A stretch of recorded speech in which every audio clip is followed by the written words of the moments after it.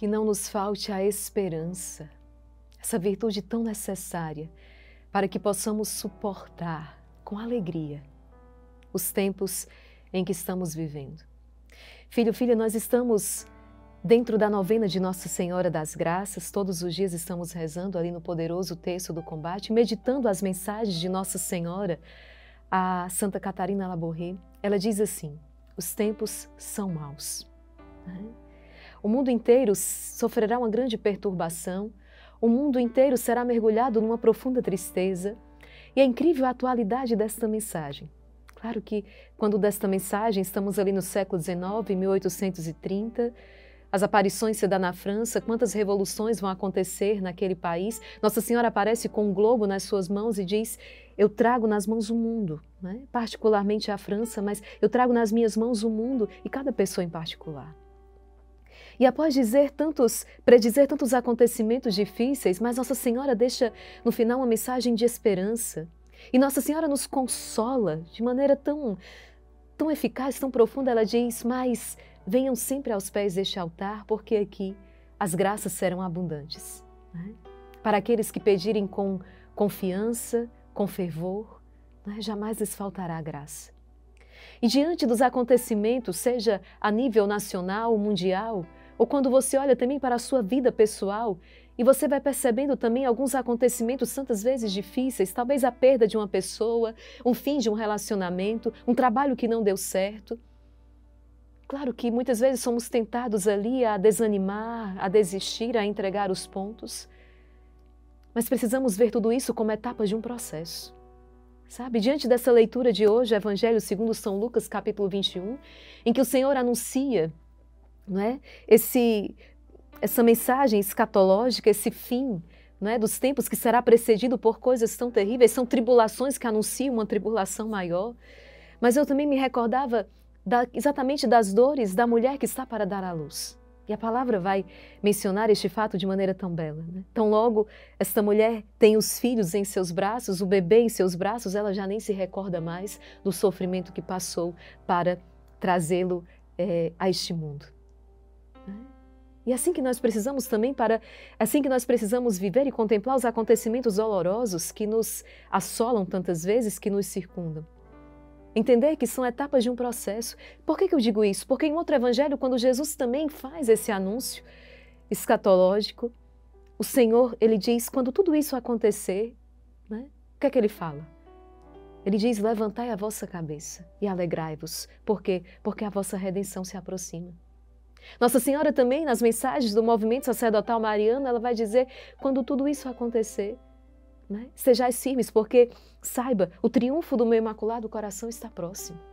São etapas de um processo. O que é que nós precisamos pedir ao Senhor? A graça da fidelidade, a graça de permanecer unidos a Ele. A palavra de hoje diz: não vos deixeis enganar. Com falso messianismo, com falso profetismo. Quando Satanás se utiliza desses momentos de fragilidade para se aproximar de nós e nos roubar do verdadeiro caminho, do único caminho, o Senhor vai dizer, ele vai chegar, não é, a audácia de dizer que sou eu, mas não acrediteis. Ele usará o meu nome, mas não acrediteis nele. Não vos deixeis enganar. São os anticristos que já vieram, que vêm. Os falsos profetas que tentam desviar o povo de Deus. Outro dia alguém comentava assim, mas será que as igrejas serão fechadas quando vier? Nós já estamos vivendo um tempo de perseguição. Mas será que chegaremos ao ponto das igrejas fechadas, né? E essa pessoa, nesse comentário, ela dizia, muito pior, não se trata de um fechar as portas das igrejas, mas de ainda, com as portas das igrejas abertas, tentar se mudar o evangelho, você entende? Tentar se utilizar da igreja, da fé, da religião, para doutrinar um povo, de maneira disforme, de maneira contrária à verdade do evangelho, com o mesmo evangelho, enganar as pessoas, não é? Mudando a sua interpretação, dando-lhe uma interpretação diferente, mudando as palavras do Senhor. Isso é o mais terrível, porque muitas vezes nós não percebemos então que o inimigo ali está. Seria muito mais fácil identificá-lo quando as portas das igrejas se fecham, mas é muito mais difícil identificá-lo quando as portas das igrejas ainda abertas se passa uma mensagem diferente, manipulada, diferente daquilo que o Senhor pregou, e por isso nós precisamos ter tanto cuidado. Precisamos conhecer a verdade. O Monsenhor Jonas Abib, esse grande profeta, esse homem de Deus, inclusive rezamos por ele que se encontra hospitalizado. E há muitos anos atrás ele já dizia, chegará o tempo em que a Bíblia só não será suficiente, precisaríamos estar ali instruídos no catecismo da Igreja Católica, precisamos nos aprofundar na verdade para conseguir reconhecê-la em meio a tantas mentiras. Isso é muito sério, não é? Mas qual a mensagem central que hoje o Senhor deseja deixar para mim e para você?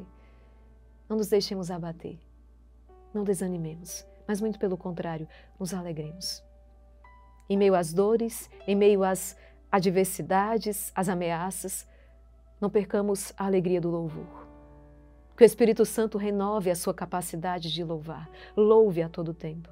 E daí virá uma força incrível que te fará suportar, que te fará ultrapassar todos esses obstáculos. Veja, filho, a palavra de hoje diz que o templo, o grande templo de Jerusalém será então destruído. Interessante que os padres da igreja, o comentário que está aqui no missal, eles abordam de igual modo, eles dizem, era um ato de justiça que o templo fosse destruído. Por quê? Por causa da insolência daqueles que nele prestavam culto. Diz o missal, porque ele faltou à sua função messiânica. Por isso, era um ato de justiça que ele fosse destruído. Isso nos faz pensar também a respeito do templo que somos cada um de nós. São Paulo vai dizer, vosso corpo é templo do Espírito Santo. E até mesmo esse templo também precisará ser destruído. É por isso que a morte entra no mundo. Claro, a morte entra no mundo por inveja do diabo. Mas desde que o Senhor vence essa morte, nós percebemos então que ela se torna um remédio, porque por meio dela se vai a vida. O nosso corpo também precisará ser destruído, porque faltou a sua função. Desde o pecado original, o pecado dos nossos primeiros pais, por isso que ele precisará ser destruído, esse corpo mortal.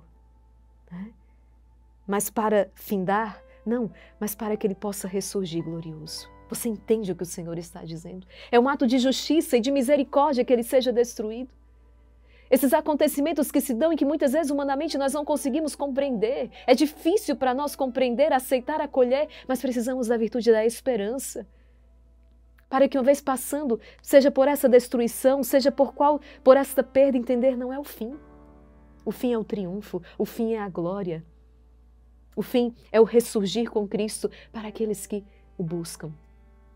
Para aqueles que com a sua vida seguem os passos, procurando, não obstante a sua miséria, amparados na misericórdia de Deus, ser-lhes então fiéis. Peçamos essa graça ao Senhor, que não nos falte a esperança. Vamos ao Evangelho. Com muita fé, e com muita esperança recebamos esta palavra. Pelo sinal da Santa Cruz, livrai-nos Deus, nosso Senhor, dos nossos inimigos. Em nome do Pai, e do Filho, e do Espírito Santo. Amém. Vinde, Espírito Santo, vinde por meio da poderosa intercessão do Imaculado Coração de Maria, vossa amadíssima esposa. Evangelho segundo São Lucas, capítulo 21, versículos do 5 ao 11. Naquele tempo, algumas pessoas comentavam a respeito do templo, que era enfeitado com belas pedras e com ofertas votivas. Jesus disse, vós admirais estas coisas? Dias virão em que não ficará pedra sobre pedra, tudo será destruído. Mas eles perguntaram, mestre, quando acontecerá isto? E qual vai ser o sinal de que estas coisas estão para acontecer? Jesus respondeu, cuidado para não seres desenganados, porque muitos virão em meu nome dizendo sou eu. E ainda, o tempo está próximo, não sigais essa gente. Quando ouvistes falar de guerras e revoluções, não fiqueis apavorados. É preciso que estas coisas aconteçam primeiro, mas não será logo o fim. E Jesus continuou, um povo se levantará contra outro povo, um país atacará outro país, haverá grandes terremotos, fomes e pestes em muitos lugares. Acontecerão coisas pavorosas e grandes sinais serão vistos no céu. Palavra da salvação, glória a vós, Senhor. Acontecerão coisas pavorosas, diz o Senhor, mas não se apavorem, não fiqueis apavorados. Para isso, precisamos da graça de Deus, precisamos da fé, precisamos da esperança. Se o Senhor fala, é preciso que todas essas coisas aconteçam. É preciso que todas essas coisas aconteçam. não tiremos os olhos do Senhor. Fitemos os olhos em Jesus, porque a nossa vitória é certa. O Senhor venceu e nós somos vitoriosos com Ele, vitoriosos nele. Que essa palavra possa retirar o medo e a insegurança que está em teu coração. Né? Os padres da igreja comentando essa passagem, então mãe vão dizer, São Gregório vai dizer, parece que a pancada de certo modo é de certo modo atenuado, não é? Quando nos é predito, quando nos comunicam antes como o Senhor, que anunciou a sua paixão por 3 vezes, para que quando acontecesse os discípulos estivessem então, não é? Já estivessem como que amortecidos por cada anúncio que o Senhor fez. O Senhor está dizendo, isso tudo aconteceu, isso está acontecendo, isso acontece, acontecerá. Coisas terríveis, guerra, fome, pestes, mas não fiqueis apavorados. Não fiqueis apavorados, porque a graça de Deus nos sustenta.